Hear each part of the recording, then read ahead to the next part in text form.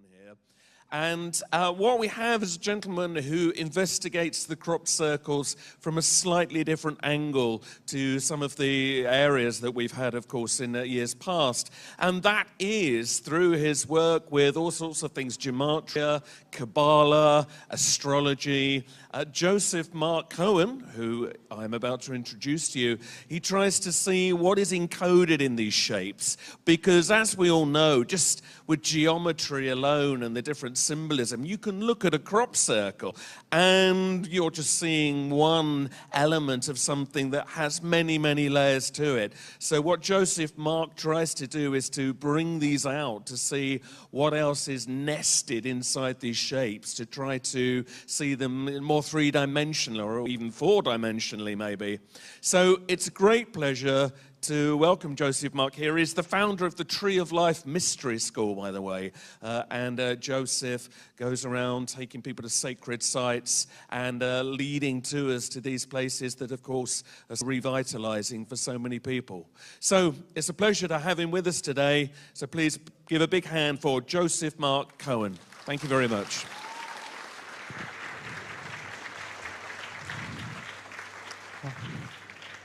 Thank you so much. And before we take our little crop circle journey, I knew I was under a kind of a time bind here to do what I would like to do in an hour with you. This is usually a 2-day seminar going through 86 different cards, some of which are doubled up. And I think I should begin, because you've worked, you had an introduction this morning through Jason with the Mayan Calendar. You know, there's one way of looking at crop circles to feel that the circles are actually a form of interdimensional or cosmic acupuncture for the Earth grid. And if we take that notion, then there are frequencies that are being sent through our geometric star Earth. And there are new Earth frequencies coming in now very, very quickly because of the solar flares. And if you work with indigenous shamans and storytellers in Native America, which I've done a bit, then you understand that there's a music being broadcast. And in a certain sense, what I'm doing is I'm working and showing you a little bit of the Pythagorean and Kabbalistic way of seeing the designs as dimensional frequency holders. And if it feels appropriate, perhaps towards the end, I'll do a few overtone harmonics. The notion for those of us who have been working with the circles for a long time, Jay, Paulden, myself, is that there's something that's happening here that's creating the kind of link and bridge that we need between the left and right hemispheres of the brain. And some of the shamanic teachings are saying that we're in a hemispheric shift from about 5,125 years of using an aspect of the brain, which you might call male if you want, to opening up to not just flipping back to the female, but heading towards a level of androgyny in the human species. So there's some big philosophical and psychological implications of the crop circles. And I'm sure everybody in this room now has been out to them, yeah? No, okay, good to know. Because I went on the bus yesterday with, I guess, just a small group. And then this is a good intro for you if you've not been out too, because I'd love to take you through the whole of, well, the crop circle oracle card deck, but I had to pick and choose a few that I thought were significant. And even before I do this, I'd like you to close your eyes for a second, and I'm going to do one little overtone chant to bring an energy into the room, and it might be as important as the slideshow. I don't know. And I'll tell you what it is, too.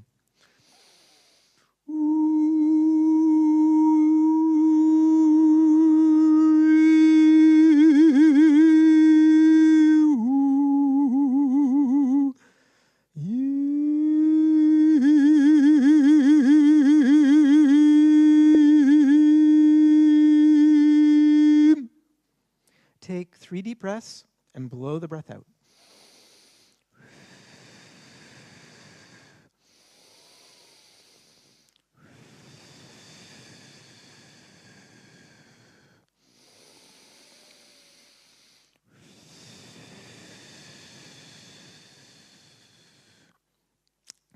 That was a little Kabbalistic chant to call in what are called the spirit or the divine breath, the Ruach Elohim.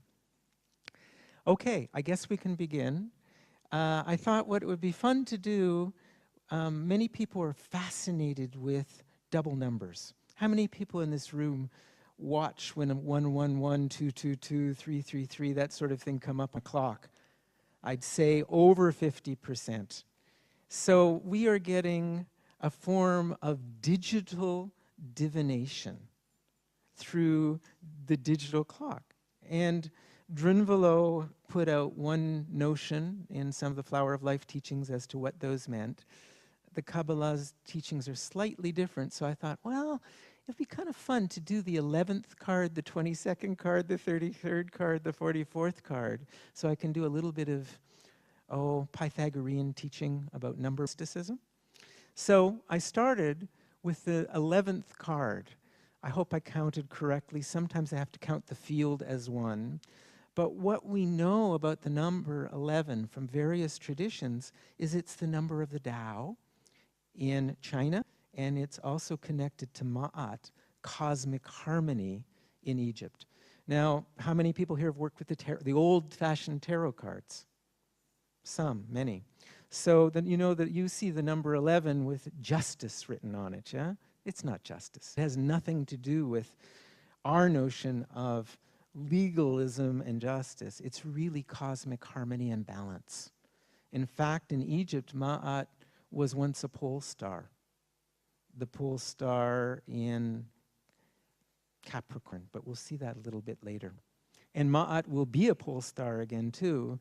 And in a certain sense, we want to have that cosmic harmony back on our planet.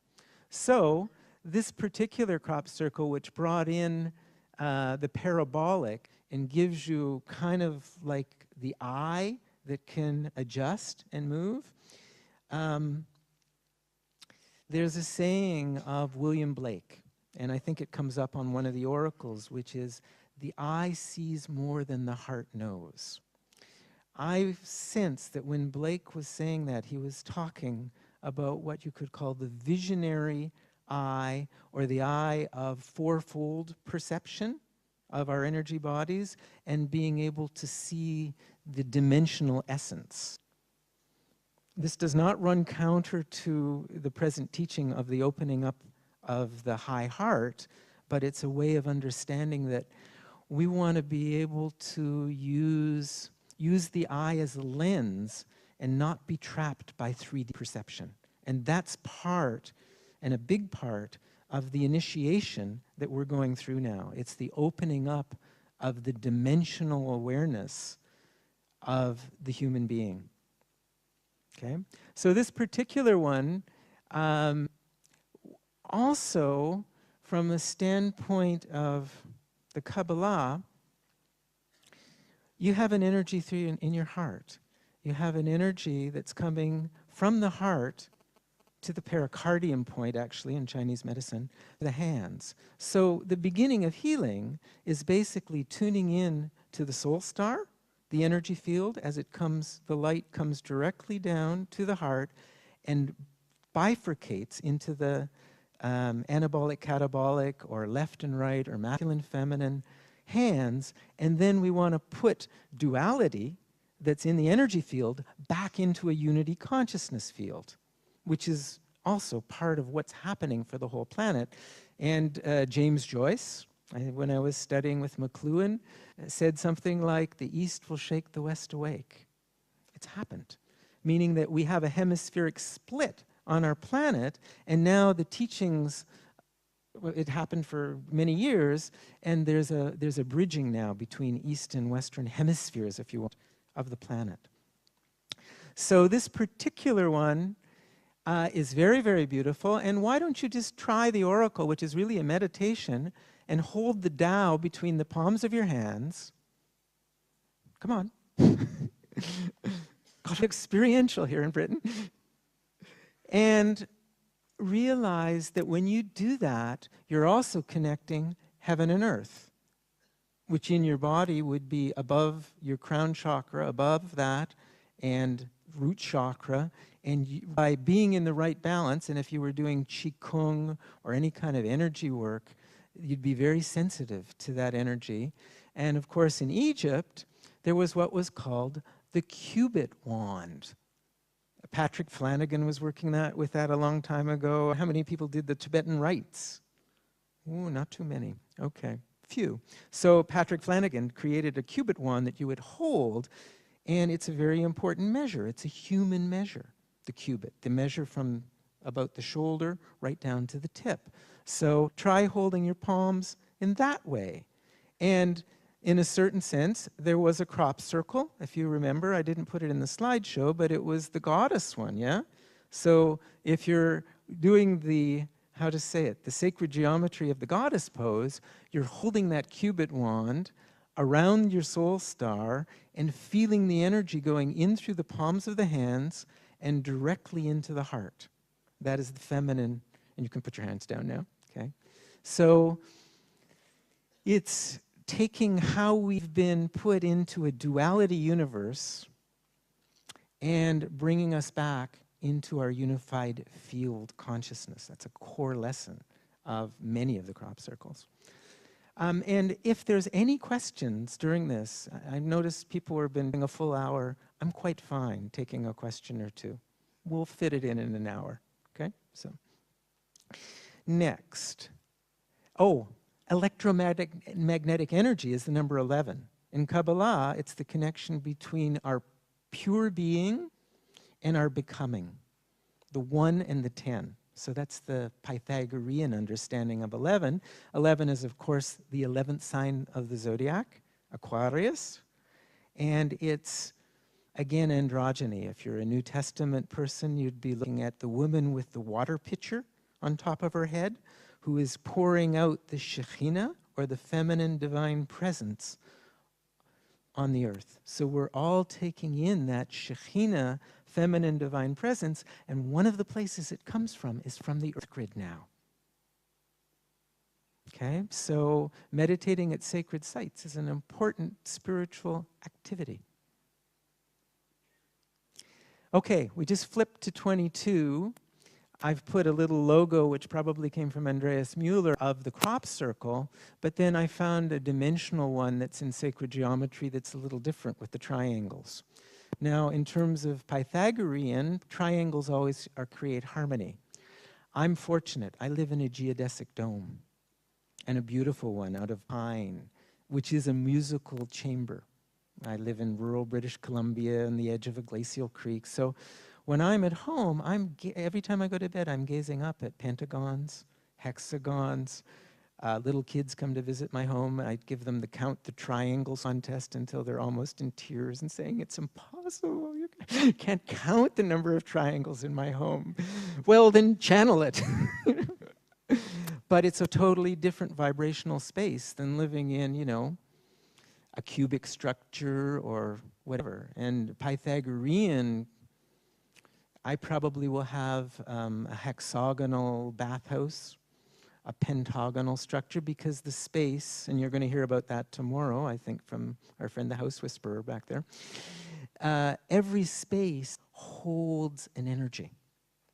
So in this particular one, the photograph was a little bit late, but what you've got is a Pythagorean tetractys, and what people don't really know about Pythagoras is that he was a student of Kabbalah for probably about 10 years in Egypt, near Alexandria, because he went there to learn what he learned from Egyptian priests, but there was a Merkava school of Kabbalah extant at that time, which is about soul travel. So this is his version, and what he used with his students. It's the emblem, actually, of the Pythagorean order. So whoops, I must have got to go back. Not that far. Okay, so basically this is just the number 10. 1 dot, 2 dots, 3 dots, 4 dots. What you have is 9 triangles held by another one, and that's the 10th. So that's Pythagorean. Pythagoras' version of the Tree of Life is what it is. And if you look at you look through the fields, there's many times where this is underneath as a grid when the geometry of sacred circles is created. I've seen it in about a dozen anyways. And if you look at the card deck later, and there's going to be one out at the display area, you would find it there, okay? So it may be that Pythagoras, as an ascended master, has something to do with the creation of crop circles. I put that out to you. We'll talk about that later when we get to a later circle. And in this one, it's interesting. It's surrounded by the zodiac. So there you have the 10 plus the 12, making 22, which is the master number, 22 letters in the Hebrew alphabet. What people don't understand about Hebrew is that the whole of the Hebrew text is a coded text built on number mysticism.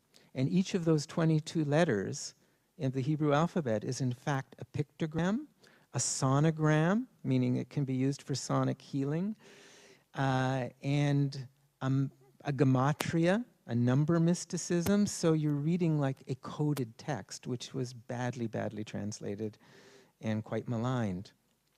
So I used to have wonderful conversations with John Michel over a beer for a few hours, and he'd be looking at something, talking about sharing the Greek gematria, and I would say, well, that's true, John, but then in Hebrew it means this, and we had a tremendous, fun gematria conversation going on. I miss John. Here's the third one, 33, and unfortunately in Western culture, people think of 33 as crucifixion, right? It's not. It's not at all. 33 speaks of the masters of the heart, the embodiment of body, mind, spirit energies, cosmic waveforms, and I call it spiritual friends or the beloved, because it's Uranian electromagnetic mastery at the three major centers in the body, the hara, the heart, and the pineal gland, okay? And in the Tree of Life, and I'm not going to show that photo, you actually have 10 spheres and 22 pathways. And 33 is the mastery of the Tree of Life. So Janet, I don't know if Bert was in this one. I'm sorry that I had to put it sideways for the slideshow, but there are actually 33 circles in that one. Hands were apparently glowing upon entrance, according to Janet. And you can see it's like a flock of swallows. So this is about slipstreaming swallows, and there's a hidden geometric code based on hexagonal and multiple stars of David under that. I didn't put that on a graphic. And maybe the sweetest of all the crop circles, the slipstreaming swallows. So the oracle goes, trust in the great mystery, but keep an eye on your camels. That's a slight twist on a Sufi way of saying it, but I needed to make it a little bit more universal. And then the caravan route that you follow right to the oasis is Rumi's suggestion that when one is in a caravan, a flock of spiritual initiates, seekers, it allows you to slipstream. And slipstreaming is what Nassim Haramein's talking about when he's saying that there's an infinite source of energy at the core of every atom. But we have to clear the clutter. There's a few feng shui practitioners in this room that work with clearing the clutter, which is the interference patterns that keep you from slipstreaming and having really clear connection. 44. Again, the circle's a little bit sideways. It's based on 22. The fraction 44 over 14 gives you the 22/7, which is the simple way of getting to pi. But what people have never understood about 314, it is actually the gematria of the being they call Metatron an archangel. It's not really an archangel. Metatron is, Drunvalo had an interesting idea as the energy that sends out all of the waveforms in the universe in the Akashic, so that everything that ever materializes, the Metatronic energy is behind that. And I think there was a Buddhist group making gold-covered designs that were called Metatronics. So this one is a natural sanctuary and used as a mandala or a card. You could be charging water. You could be creating radionic remedies. You could be potentizing with this simple crop circle design alone. So there's a whole element of healing that's coming in with the crop circles, and we haven't quite attuned to it yet, but I would say this one would be a good key to it. So the oracle goes, discover the sanctuary within your heart from where all spirals of light and geometric energy fields are emanated. And this is something that Drinvalo's teaching in his higher heart work, is that actually our physical heart is like a wormhole, and all of the electromagnetic fields of our Merkava, and it's more than, there are a lot of fields, emanate out of the heart. Both Drinvalo and Greg Braden are very keen on what is called heart math. So if you tune into the Institute of Heart Math, there's a whole science now budding of the electromagnetic fields emanating out of the heart's core. And this is, find the plenum at the core of the void. For the longest time, physicists felt that we were in a universe that was running down, that there was a big burst, and now we're in an entropic universe. We are now understanding, and Nassim's work is validating this, that we are actually in a universe that has ongoing creation. And this is the teachings of the Kabbalah. There was no Big Bang at all. We are in an ongoing creation, and it's up to us to become co-creators. And I'm trying to define some of the teachings of the crop circles, and one of them is become a co-creator. So if you were in a circle of, say, crack sacred geometry explorers, and you got all excited and you wanted to create a crop circle, I've heard of one where a few people went out, to create a crop circle with a meditating geometric form, this and that. A couple of them slept in. One of them missed the highway. I don't know if anybody showed up, but the circle appeared. What does that mean? That means that there's a level of attunement, alignment with beings in other dimensions, and they sent the circle down. Thank you for your intent. You guys are kind of young. You haven't figured it out yet. Like that. I'm not kidding. I've been coming a long time. I hear some interesting stories. So finding the plenum at the core of the void, think of that psychologically. Every time you hit a psychological wall where you feel that you've got closure on a relationship, or your bank account just went into the overdraft, or whatever, remember that little card, tune in, and realize that it could be a gateway through a psychological void that allows you to tune into the infinite plenum abundance of the universe. So you just have to recalibrate your perception. Okay? We're going to, there's a little bridge to 55. I couldn't not put this one in. It's my favorite. I had this over my bed for a while, the Windmill Hill Time Tunnel. Just an unbelievable formation. So I called it the mark of majesty, potency, vibrational uniqueness. I played it up a little bit. Dimensional wormhole, like in Star Trek. What I would like you to consider is if you were there and had the opportunity to do ceremony, and I've only done it like maybe 3 times, had a group of people. Once at Stephen Caron's group, I had something like 60 people, and I managed to get a ceremony in a crop circle, 47 people, and it was powerful. They truly are temporary temples. And usually it's kind of loosey-goosey. We go, individuals are meditating in different places, tuning in, but it's really beautiful for a whole group to be in intent in a circle. So imagine you were in a circle, kind of like climbing up the Tor, and you went like here and then here, clockwise, counterclockwise, counter. You kept doing it.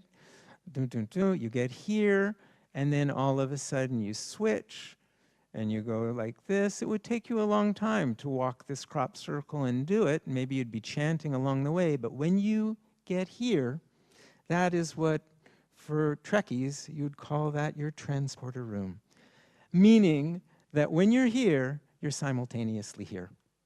That's what a time tunnel or a portal is about. So this one, the number 52. Why did I put it at 52? Well, because I knew about the number 52 being the gematria of the one that most people call Thoth, but in Egyptian it would be Jehuti, the Atlantean master, the Emerald Tablet, all of that, okay? And then there's the Viracocha, or Quetzalcoatl, is also the number 52 in symbology, and the Hebrew character named Elijah. You must know the story of Elijah, yeah? Some, yes, most. Elijah was the one that, in the story, like Dorothy in The Wizard of Oz, he got taken up by what is called a sa'ara, a whirlwind. And so he didn't die. There's only a few stories in the Hebrew world, you know, people who didn't die, who just got taken off planet. So if you raise your frequencies to a level, you know, at fifth dimension or above, then you are taken up. Doesn't mean that you die, or it means that you are up into a higher vibrational body. So meditation on that particular card is for a dimensional upgrade to tune in to a higher frequency zone, okay? Close your eyes, I'll do the Eliyahu chant. Why not? It's simply, well, I'll explain it. It goes like this. Take a good deep breath.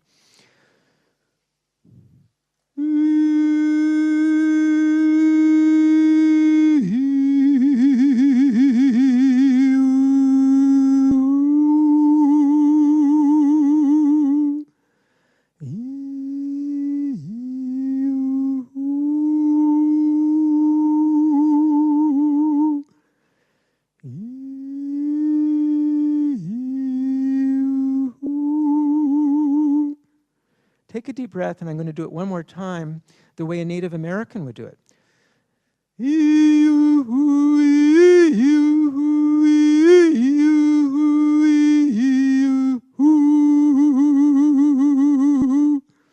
Take one deep breath, blow it out, and I'll explain a little bit about the science of sound. What I just chanted is to bring through what is called the etheric cloak of the prophet Elijah, because in the sequencing it's going above the crown, soul star, third eye, heart, hara, so it's creating a cloak of light. And that was called the Etheric, and Yeshua, also known as Jesus, that's nested in the tradition. So this is the esotericism underneath sacred text, rooted in harmonics of sound and light and number. And if you're meditating on a crop circle and you want to call in an ascended master, a being that was on the earth but is now returned to a home in a higher dimension, this would be a good card to use. Now, we're back to 55, the measure of the light body. In 1997, there were a lot of Kabbalistic symbols in the fields.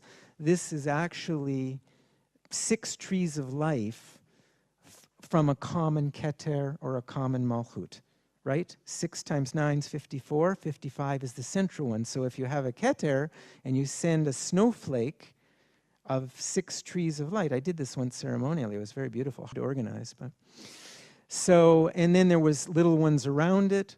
126 is Anav, humility, the eye of the heart, the nave of the wheel. So I felt that this one is very useful for alchemy to help find the homeopathic signature or the vibratory pattern, which is basically what homeopathy is about. It's about finding the vibratory signature that can help unravel samskaras, things that are impediments to you being at one with your source frequencies. Okay? And there were 72 smaller circles, 52 larger ones. 72 is the master number for crop circles. It means cosmic consciousness, Christ consciousness. It's the, how shall we say it? It connects you with source energy. It's a fifth of a circle. And many of the crop circles, including the one which I didn't throw up here, which was called the Great Shelford Angel, one of the most popular of all crop circles, is based on 72. So this is a card for alchemy. Here's 64, 8 times 8, and indeed there were 64 around. However, if you count the ones that weren't filled in, it hits 72. If you fly to Egypt with me sometimes, you might see that on the airplane, the Wings of Horus. So this connects Chinese, Hebrew, Egyptian. It's one of the master ones. And when I mentioned earth acupuncture, there's a sense that there are some places around Silbury Hill that are actually portals or ley lines that go right to the Giza pyramid and then get distributed around the whole earth grid. And this was one of those master circles. I think this is Steve's photograph, and you get the sense of dimension here. You can see how energy is being gathered and then spiraled in and then probably relayed to here and then relayed out the grid. Beautiful, beautiful circle. Now, the oracle comes directly from the I Ching. It is the creative that begets things, but they are brought to birth. I'm sorry, that's the receptive there, and there's 8 receptives. A creative would be 8 strong lines, but what you see in this circle is 8 receptives in the I Ching. So this one, it's just hard not to love it. By the way, on the card deck, I've put a resource or a book that would help enhance the understanding of every circle, and I felt that the book that Maurice Cotterell and Adrian Gilbert, who will be speaking later this weekend, put together called the Mayan Prophecies would be very, very useful. So what I did with the Oracle card deck was create something that could be a year-long study program, if somebody has that long, that allows the crop circles to open up all sorts of understandings of the esoterics. This was a favorite of many, and most people felt this was 2 dolphins swimming. The number 66 in Hebrew is the word Gilgal. It means wheel. The wheel of incarnation, the wheel of your various incarnations. Fascinating circle. There is some who believe that there are masters from Atlantis that took embodiments as dolphins. How many people in this room have swum with dolphins? That's pretty good. I'd say about a third. Do you remember how you felt in the dream state the night after swimming with the dolphins? Quite a joyful experience. I've known of people who had major healings after swimming with dolphins. So, and Ms. Patricia Corey's, her core mission right now, and I think she's around in Glastonbury, is to keep people aware of the negative impact of some of the massacre of dolphins that has gone on, particularly outside of Japan. So, but as masters of a different kind of language than we as humans have, dolphins, and this is just my poetic supposition, but I believe honestly that dolphins and whales are listening to the star music. They're listening to the music of the spheres, and because they're in the medium of water, they can share that.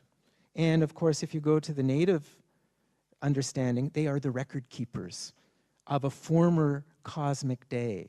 We're living in the 6th cosmic day, but they hold the records from the 5th cosmic day of creation. So one of the ways to tune in to a much deeper timeline than our firefly human lifetime is to tune into a species that has a much deeper relationship to Earth history. Okay? So the oracle for this one is explore your universe with pure sound. Experiment with pitch, tone, resonance, rhythm, and vocal harmonics. Resonate and echolocate. So I guess it's time for me to ask you to chant with me, eh? Let's see what we're going to do. It tends to be that males, like myself, prefer lower vibrational pure tones, whereas females like to go up into the higher ranges and more into something like scat singing. But how about we'll do an experiment, see how it sounds. We'll take 3 or 4 tones. Dolphins. Well, let's just do 2. We'll do ooh and ah, okay? And I want you to explore sound with pitch, with tone, with rhythm with it. It might sound chaotic, but we're all going to try it together, okay? All begin, and you'll all join in.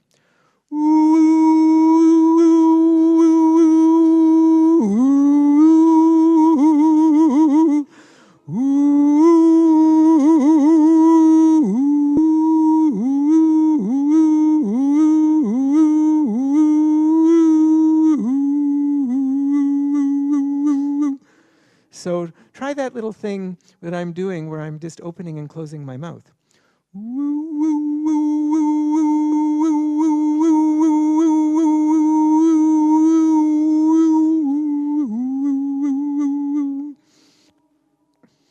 Okay, that's just your first experiment. I expect that every time you're in the bathtub, from now on, you're going to be making dolphin sounds. I've put tape recorders, MP3 files would be made. We're going to make money with this project, I know. Here's 77.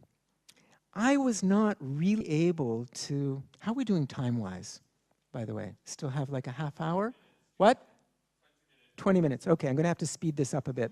This one, I didn't analyze this circle. A channel that I work with told me it was a 5th dimensional. It was very interesting. But the story is there's a 7-year-old girl, if anybody knows her, named Lyra, who has the same birthday I do.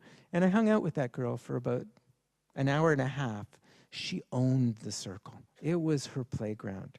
She arrives with a stuffy that's a unicorn, which is a symbol from Capricorn, actually, and a dog named Sirius.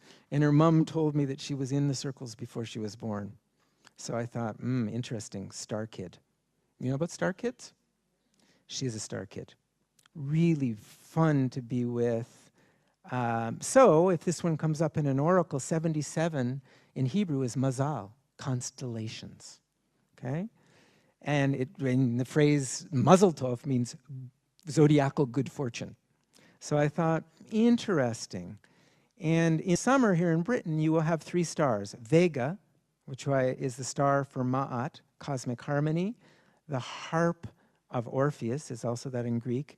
Deneb in Cygnus, and Mr. Andrew Collins has written a whole book about Cygnus, believing that in about 17,000 years ago, there were shamans going into caves in the British Isles, tuning into Cygnus star system, and he even believes that part of the 2012 may be signals from Cygnus. And Altair in Aquila, which is a very nearby star, which you're going to see in a second. This man is a retired astronomer, and these are difficult to read in here, but Guy Otwell's Astronomical Companion shows the set of 7 stars that are with our sun. Our sun's one of 7. There's Altair, there's Vega, Alpha Centauri's the closest, Sirius, and this is a suite of stars where it's very likely that ascended masters hang out, meaning leaving the Earth but still staying as on a neighboring star, broadcasting and connecting. And I think the Mayans know something about this as well. And here's one, you see Sirius here. Arcturus is close, only 26 to 30 light years. Edgar Cayce, I think probably David Wilcock, believe Hurtak. Everybody sees Arcturus as the gateway in and out of our particular sector of space.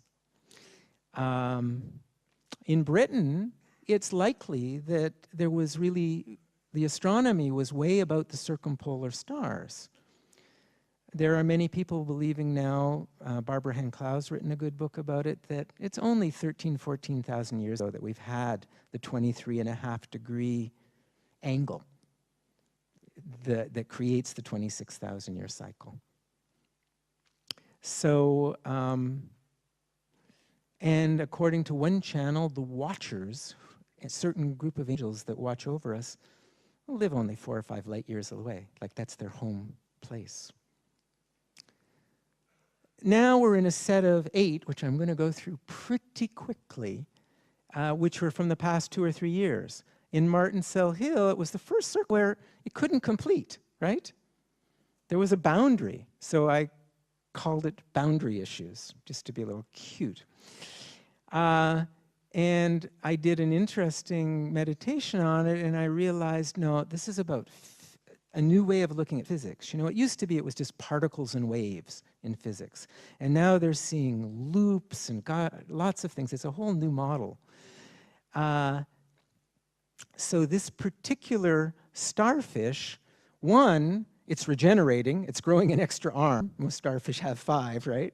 So, and you can look at this, and in time, you'll understand how many circles would be there if it went over. So it's about crossing the dimensional border. You have to do that with your visionary imagination. The oracle took me about 3 days to write because I'm a perfectionist with sonics. I don't know if perfectionist is the right word, but this is a spin on Coleman Barks's recreations from Rumi. There's a field light years beyond human ideas of good and evil, moral duality. Chaos and cosmos, that's Greek cosmology. Male and female, logos and eros, yin and yang, hadrons and leptons, insects and fixed stars. Insects and fixed stars is the 17th Mayan calendar. There's way more than one Mayan calendar. They have many calendars, probably 22. But if you think about it, an insect is like the smallest thing, and a fixed star is the largest thing. So they call it the calendar of insects and fixed stars. Sorry, I'll go back. We will meet you there, and that's Coleman, meaning that the beings who are in higher dimensions look at us kind of trapped in our duality matrix.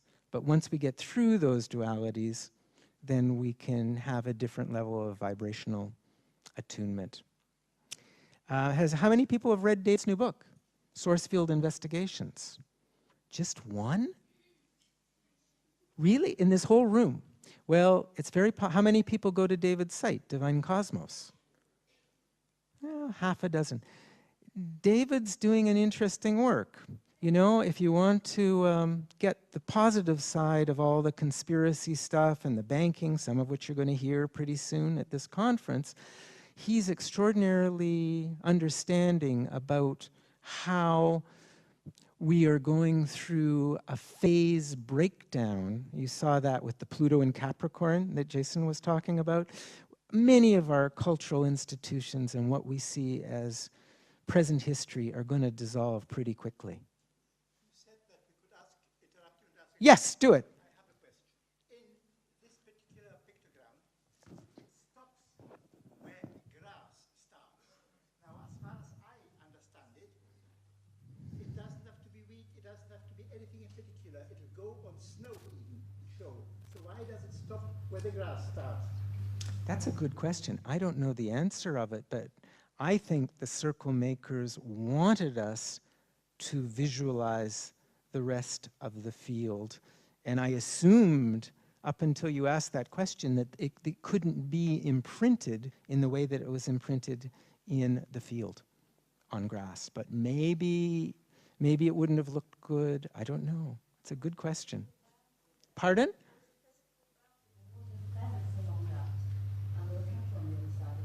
speak up a little bit? The physical boundary, the sense of it. Yes, a sense of a physical boundary. That's good. Okay, I've got limited time now. These are a multi-dimensional, beautiful circle with 9 meditators. There's actually 8, it's a cube, and there's 8 little cubes taken out, which is why I put it at 80. 80 in Hebrew is the Hebrew letter Phe. It has to do with spiraling energy and transformation, even transmutation. And then this was the last circle last year, and Karen Alexander pointed out that it's actually a 5th dimensional geometric form. If you gaze at this enough, you're going to see cubes in here. It's a mathematical version of 5D. First time, and we'd been seeing the 4th dimensional ones creep up in the couple years before, but this just opens it up really wide. I'm very hopeful that we're going to have another 5D this year, but because of all the rain, it's very hard. And I've heard that Eastfield's kind of closed down. So the meditation for this is from Jubilee Plantation, is with 10 deep breaths, descend and reascend your 5 distinct energy bodies, beginning at your soul star, above your crown chakra, and then open up your own 5th dimensional viewing station. I recommend, as a meditation, that you do that. Not right now, but before you go to bed, and then you meditate on your soul star, 12, 14 inches above your crown, then you're with 1 breath, then the pineal gland, then the heart, then the hara, then the root chakra, and come back up. It's a very simple meditation. It can be very powerful. Okay, and it even can be done in breath and blowing the breath out at each. Okay, next. This one I had the good fortune to be in the Poosie Vale at Churton Bottom for about, I don't know, hour and a half, 2 hours. It was extraordinarily joyful. Why 81? Because there's 3 sets of 27 circles, and then there's this open clasp. One could say that our consciousness is like an open clasp in our electromagnetic field. Every now and again we close the clasp, we open the clasp, just like breathing. Okay? Know that wherever you are in the great dance of life energy, your partner is nearby, but a heartbeat away, dancing that sacred spiral with you. So the joy of this circle is very high, so I called it Earth Rebirth Dance. And it appears, and this is the work of Walter Crittenden, and I'm heading off to a conference for him who wrote a wonderful book called Lost Star of Myth and Time. We have a companion star in our big galactic orbit. I think it's Sirius B because Sirius B weighs so much. I think Sirius B is like a galactic energy that everything nearby spins around. That's just my personal theory. I have to talk to Walter about that one. Okay, that's a lot of time. We're at 82. This was the Ore Golden section. All the crop circle meditations I've ever been, that was the most challenging. I was in it alone I was with a friend Susie. It was about 10 hours after it came down. I don't think anybody else had been in it. And it was very sober. It got written up on Crop Circle Connected and connected to the heart because there's a heart-shaped copse of hawthorn trees, which is a remedy for the heart. And there's a Mayan calendar thing in here, 13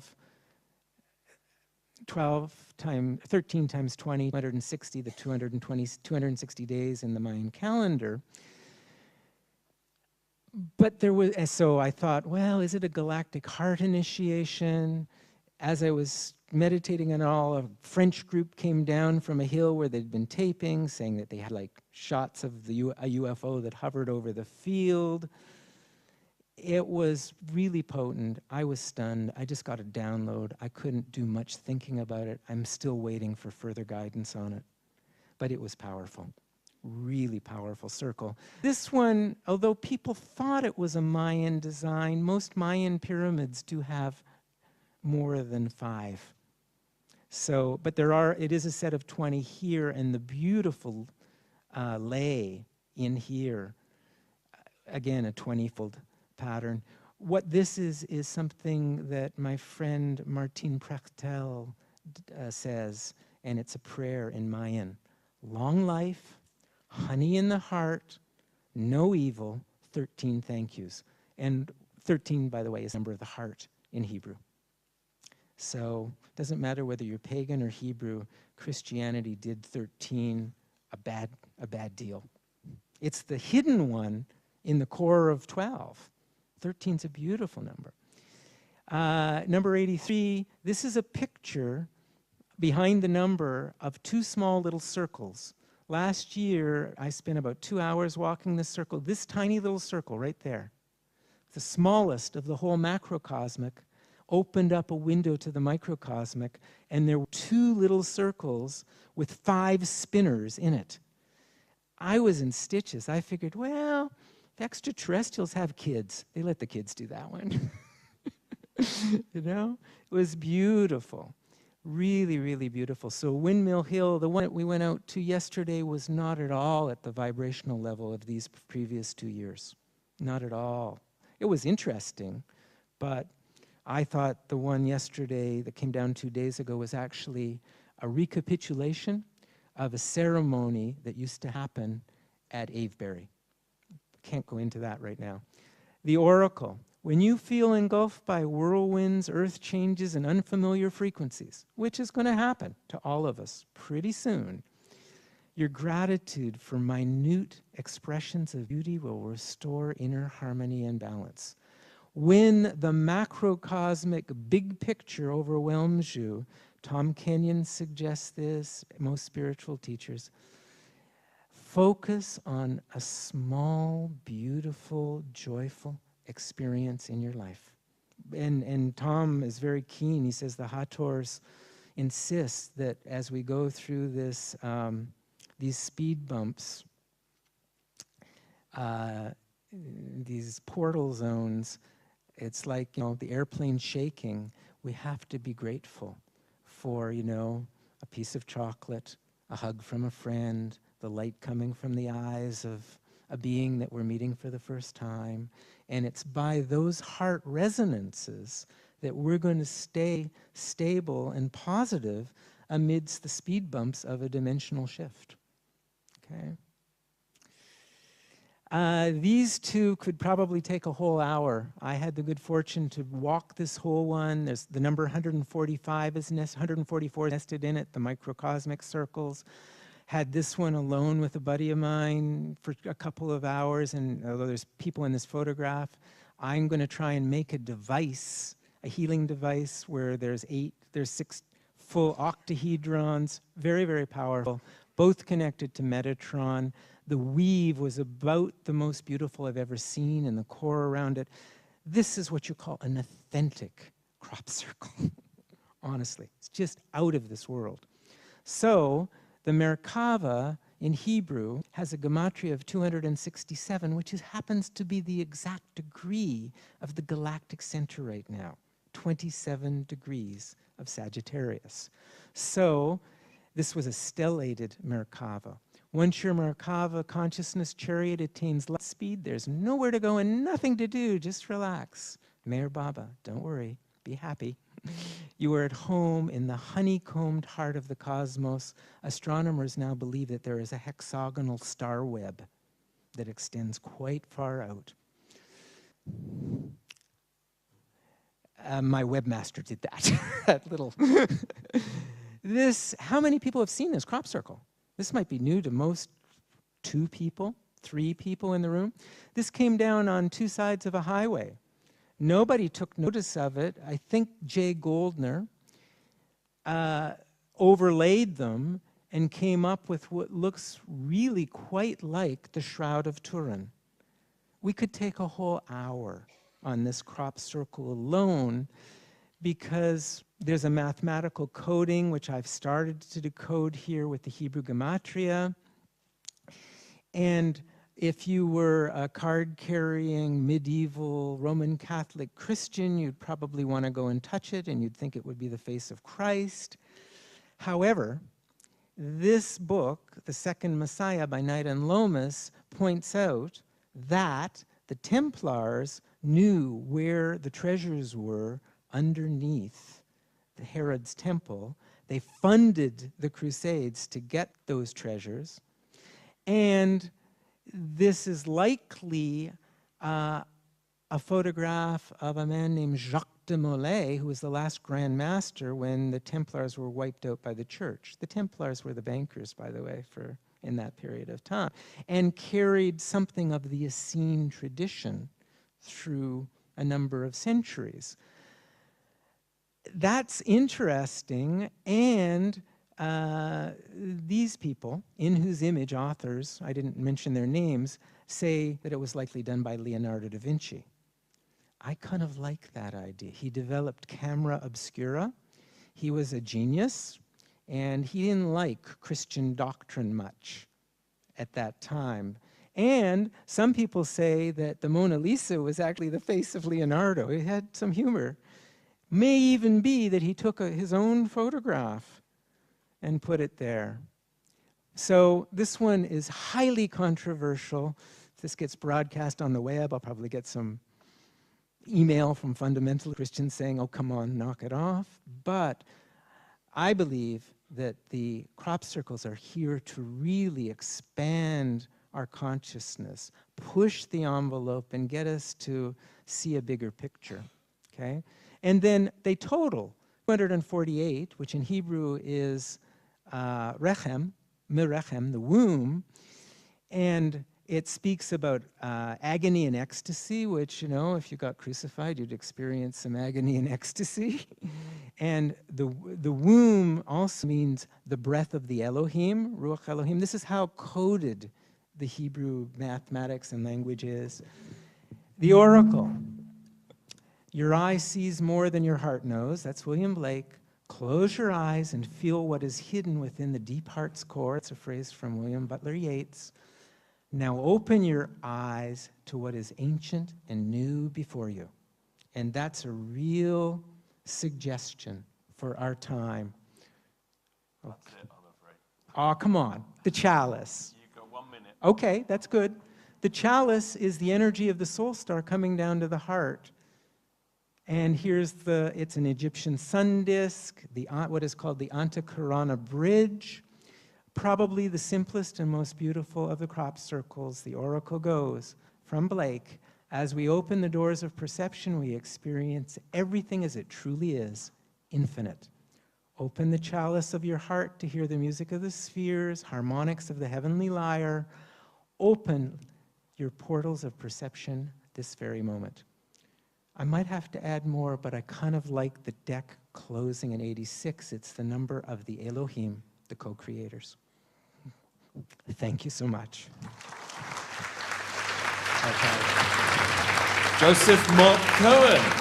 Love stuff. Thank you very much. Thank you very much.